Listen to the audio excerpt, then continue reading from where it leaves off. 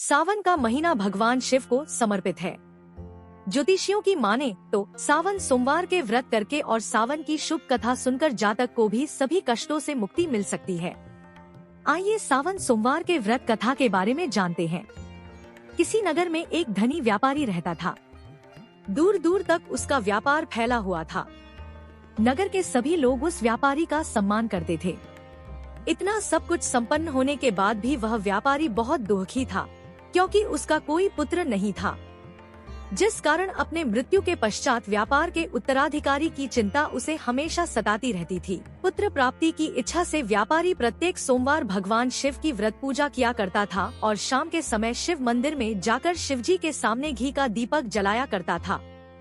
उसकी भक्ति देखकर मां पार्वती प्रसन्न हो गई और भगवान शिव से उस व्यापारी की मनोकामना पूर्ण करने का निवेदन किया। भगवान शिव बोले, इस संसार में सबको उसके कर्म के अनुसार फल की प्राप्ति होती है। जो प्राणी जैसा कर्म करते हैं उन्हें वैसा ही फल प्राप्त होता है। शिवजी द्वारा समझाने के बावजूद मां पार्वती नहीं मानी और उस व्यापारी की मनोकामना पूर्ति हेतु वे शिवजी से बार बार अनुरोध करती रही। अंततः माता के आग्रह को देखकर भगवान भोलेनाथ को उस व्यापारी को पुत्र प्राप्ति का वरदान देना पड़ा। वरदान देने के पश्चात भोलेनाथ मां पार्वती से बोले, आपके आग्रह पर मैंने पुत्र प्राप्ति का वरदान तो दे दिया, परंतु इसका यह पुत्र 16 वर्ष से अधिक समय तक जीवित नहीं रहेगा। उसी रात भगवान शिव उस व्यापारी के स्वप्न में आए और उसे पुत्र प्राप्ति का वरदान दिया और उसके पुत्र के 16 वर्ष तक जीवित रहने की भी बात बताई। भगवान के वरदान से व्यापारी को खुशी तो हुई, लेकिन पुत्र की अल्पायु की चिंता ने उस खुशी को नष्ट कर दिया। व्यापारी पहले की तरह सोमवार के दिन भगवान शिव का विधिवत व्रत करता रहा। कुछ महीनों के बाद उसके घर एक अति सुंदर बालक ने जन्म लिया और घर में खुशियां ही खुशियां भर गई। बहुत धूमधाम से पुत्र जन्म का समारोह मनाया गया, परंतु व्यापारी को पुत्र जन्म की अधिक खुशी नहीं हुई, क्योंकि उसे पुत्र की अल्पायु के रहस्य का पता था। जब पुत्र 12 वर्ष का हुआ तो व्यापारी ने उसे उसके मामा के साथ पढ़ने के लिए वाराणसी भेज दिया। लड़का अपने मामा के साथ शिक्षा प्राप्ति हेतु चल दिया। रास्ते में जहाँ भी मामा भांजे विश्राम हेतु रुकते, वहीं यज्ञ करते और ब्राह्मणों को भोजन कराते। लंबी यात्रा के बाद मामा भांजे एक नगर में पहुँचे। उस दिन नगर के राजा की कन्या का विवाह था, जिस कारण पूरे नगर को सजाया गया था।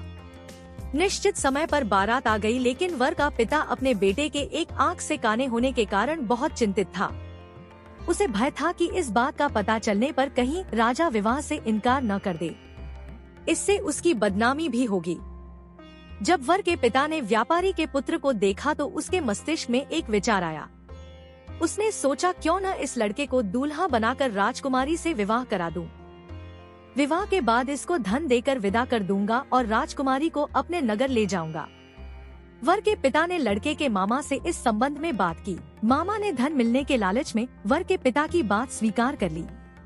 लड़के को दूल्हे का वस्त्र पहनाकर राजकुमारी से विवाह कर दिया गया।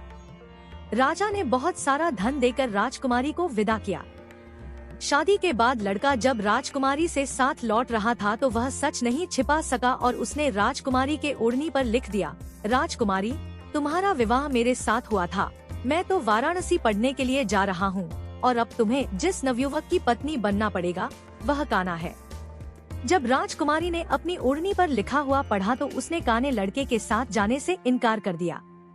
राजा को जब ये सब बातें पता लगी तो उसने राजकुमारी को महल में ही रख लिया। उधर लड़का अपने मामा के साथ वाराणसी पहुंच गया और गुरुकुल में पढ़ना शुरू कर दिया। जब उसकी आयु 16 वर्ष की हुई तो उसने यज्ञ किया। यज्ञ के समाप्ति पर ब्राह्मणों को भोजन कराया और खूब अन्न वस्त्र दान किए। रात को वह अपने शयन कक्ष में सो गया। शिव के वरदान के अनुसार शयनावस्था में ही उसके प्राण पखेरु उड़ गए। सूर्योदय पर मामा मृत भांजे को देखकर रोने पीटने लगा। आसपास के लोग भी एकत्र होकर दुख प्रकट करने लगे। लड़के के मामा के रोने विलाप करने के स्वर समीप से गुजरते हुए भगवान शिव और माता पार्वती जी ने भी सुने। माता पार्वती ने भगवान से कहा, प्राणनाथ, मुझे इसके रोने के स्वर सहन नहीं हो रहे, आप इस व्यक्ति के कष्ट को अवश्य दूर करें। भगवान शिव ने माता पार्वती के साथ अदृश्य रूप में समीप जाकर देखा तो भोलेनाथ माता पार्वती से बोले, यह तो उसी व्यापारी का पुत्र है जिसे मैंने 16 वर्ष की आयु का वरदान दिया था। इसकी आयु पूरी हो गई है। माँ पार्वती ने फिर भगवान शिव से निवेदन कर उस बालक को जीवन देने का आग्रह किया। माता पार्वती के आग्रह पर भगवान शिव ने उस लड़के को जीवित होने का वरदान दिया और कुछ ही पल में वह जीवित होकर उठ बैठा। शिक्षा समाप्त करके लड़का मामा के साथ अपने नगर की ओर चल दिया। दोनों चलते हुए उसी नगर में पहुँचे जहाँ उसका विवाह हुआ था। उस नगर में भी यज्ञ का आयोजन किया। समीप से गुजरते हुए नगर के राजा ने यज्ञ का आयोजन देखा और उसने तुरंत ही लड़के और उसके मामा को पहचान लिया। यज्ञ के समाप्त होने पर राजा मामा और लड़के को महल में ले गया और कुछ दिन उन्हें महल में रखकर बहुत सा धन, वस्त्र आदि देकर राजकुमारी के साथ विदा कर दिया। इधर भूखे प्यासे रहकर व्यापारी और उसकी पत्नी बेटे की प्रतीक्षा कर रहे थे। उन्होंने प्रतिज्ञा कर रखी थी कि यदि उन्हें अपने बेटे की मृत्यु का समाचार मिला तो दोनों अपने प्राण त्याग देंगे, परंतु जैसे ही उसने बेटे के जीवित वापस लौटने का समाचार सुना तो वह बहुत प्रसन्न हुआ। वह अपनी पत्नी और मित्रों के साथ नगर के द्वार पर पहुंचा। अपने बेटे के विवाह का समाचार सुनकर पुत्रवधू राजकुमारी को देखकर उसकी खुशी का ठिकाना न रहा। उसी रात भगवान शिव ने व्यापारी के स्वप्न में आकर कहा, हे श्रेष्ठी, मैंने तेरे सोमवार के व्रत करने और व्रत कथा सुनने से प्रसन्न होकर तेरे पुत्र को लंबी आयु प्रदान की है। पुत्र की लंबी आयु जानकर व्यापारी बहुत प्रसन्न हुआ। शिव भक्त होने तथा सोमवार का व्रत करने से व्यापारी की सभी मनोकामनाएं पूर्ण हुईं। इसी प्रकार जो भक्त सोमवार का विधिवत व्रत करते हैं और व्रत कथा सुनते हैं, उनकी सभी इच्छाएं पूरी होती हैं। अगर आपको यह जानकारी अच्छी लगी हो तो इसे जरूर शेयर करें और इसी तरह के अन्य वीडियो देखने के लिए कृपया हमारा YouTube चैनल देखते रहें सनातन की खोज।